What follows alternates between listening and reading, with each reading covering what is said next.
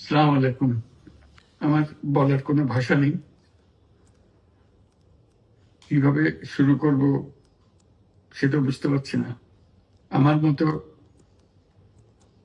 সারা দেশের লোক আজকে হতবাক। এরকম একটা কাণ্ড হতে পারে আমরা কেউ কল্পনা করিনি,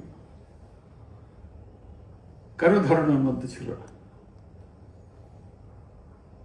কিন্তু এই অবিশ্বাস্য জিনিস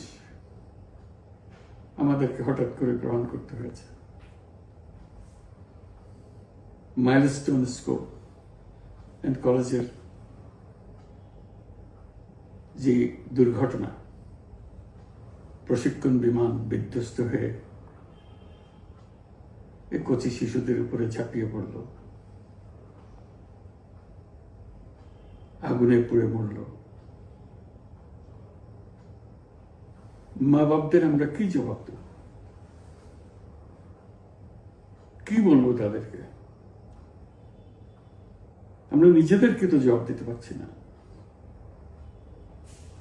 অজানা শিশুদের মুখ সবার চোখে ভেসে উঠছে। সারা জাতি হতভম্ব বা ক্রুদ্ধ। শোকাহত বললে খুব কম বলা হবে। এই দুর্ঘটনার রেশ এখনো কাটেনি। এখনো লাশ আসছে হাসপাতালে, এখনো হাসপাতালে মারা যাচ্ছে। মা বাপ এখনো খোঁজ নিচ্ছে আমার সন্তান কোথায়, তাকে আর কোনোদিন চেনা যাবে কিনা। যাদের লাশ দেখছি তার মধ্যে আমার সন্তান আছে কিনা পৃথক করার তো কোনো উপায় নেই। এরা আমাদের সবারই সন্তান, হঠাৎ করে চিরদিনের জন্য চলে গেল। আমরা অবশ্যই তদন্ত করব, তদন্তটা তারা ফিরে আসবে না। আমরা চিকিৎসার ব্যবস্থা করছি,